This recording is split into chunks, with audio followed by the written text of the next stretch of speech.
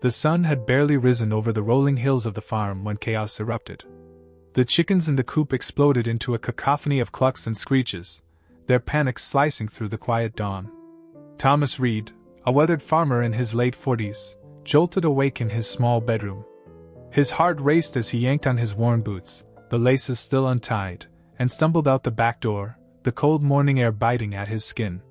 Outside, the source of the commotion stood just beyond the henhouse.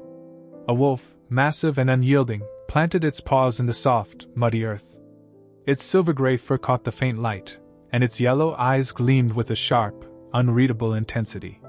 The sight of the animal, so close to the heart of the farm, sent a surge of fear through Thomas. His hand twitched, instinctively reaching for the memory of the shotgun that hung behind the kitchen door. Then, something stopped him. Around the wolf's thick neck was a faded blue nylon collar, frayed at the edges but unmistakable. It was the collar Thomas had placed on a pup years ago, a pup he had raised, loved, and lost. His breath caught, and his pulse thundered in his ears.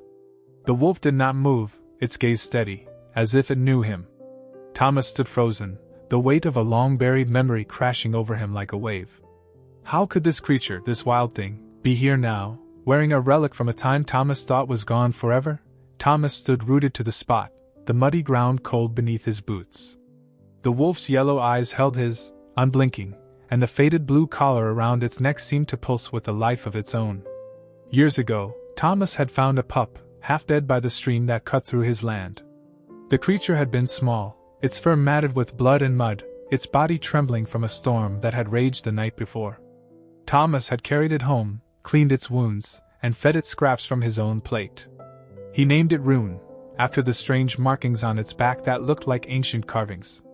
For months Rune had been his shadow, sleeping by the hearth, following him through the fields.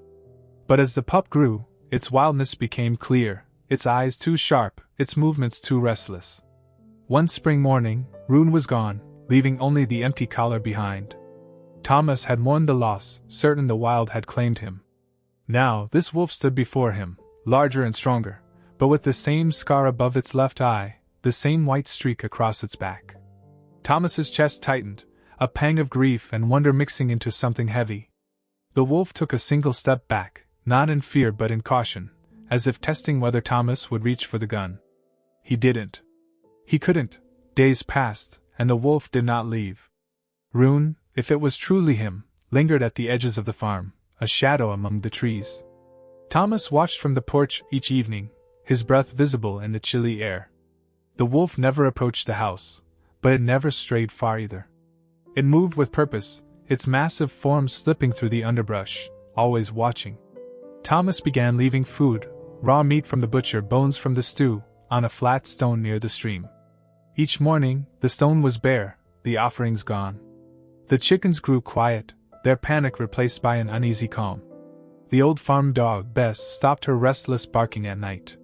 It was as if the farm had accepted the wolf's presence, as if Rune belonged. Thomas told no one. The townsfolk would call him mad, or worse, they'd come with rifles. He kept the secret, carrying it like a weight in his chest.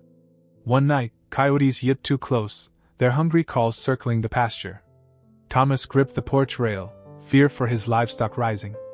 Then, a deep, resonant howl cut through the dark, Rune's voice, unmistakable and commanding. The coyotes fell silent, their threat retreating into the night. Thomas exhaled, his hands trembling. The wolf was no intruder. It was guarding what was his. The days stretched into weeks, and Rune's presence became a quiet constant on the farm. Thomas moved through his chores with a new awareness, his eyes scanning the tree line for a glimpse of silver-gray fur. The wolf kept its distance, never crossing the invisible boundary between the wild and the tamed. Yet, its watchful eyes followed Thomas as he mended fences or fed the livestock. The farm seemed to breathe easier, the animals settling into a rhythm undisturbed by predators.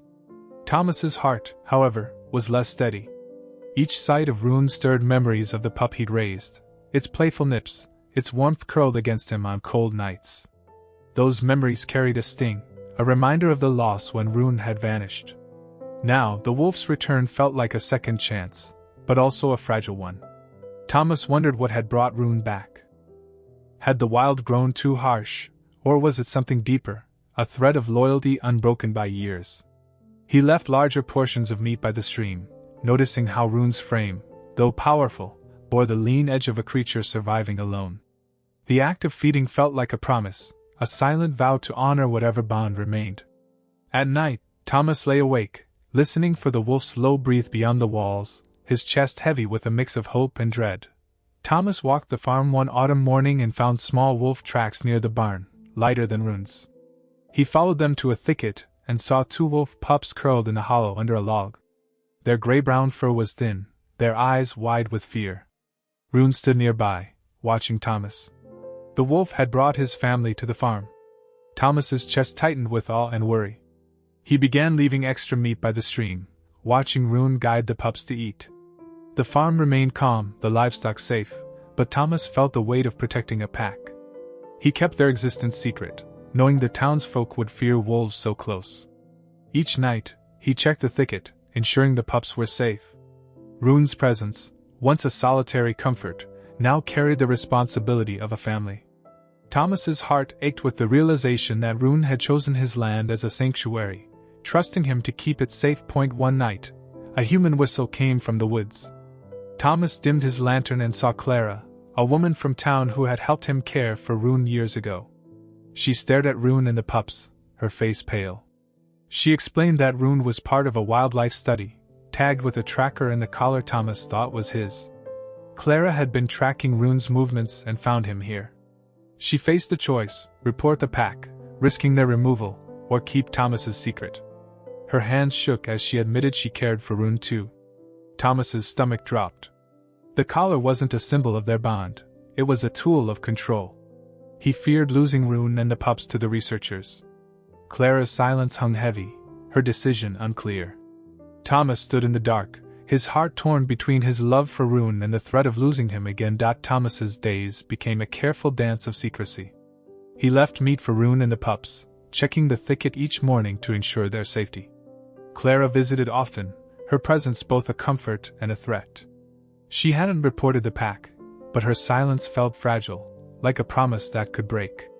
Thomas watched Rune teach the pups to hunt, their small forms stumbling after him in the dawn light.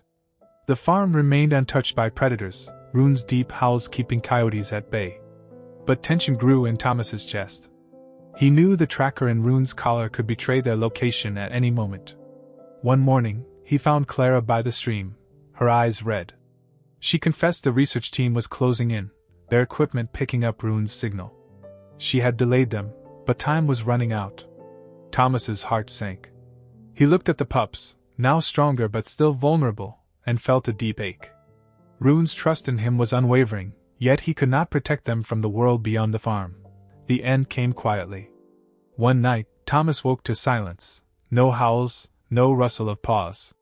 He grabbed his lantern and ran to the thicket. It was empty. The pups' small tracks led into the woods, alongside Rune's larger ones. Clara stood nearby, her face streaked with tears. She explained the research team had come at dawn, tranquilizing Rune and the pups to relocate them to a distant reserve. She had tried to warn Thomas, but it was too late. The collar's tracker had led them straight to the farm. Thomas stood frozen, the lantern trembling in his hand. The farm felt hollow, its quiet no longer peaceful but heavy with loss. He walked to the stream, where the flat stone held no meat, only the weight of his failure. Rune had trusted him, returned to him, and Thomas could not keep him safe. Each night, he sat on the porch, staring into the dark, hoping for a familiar shadow. None came. The silence was his only companion, a reminder of a bond broken by forces he could not fight.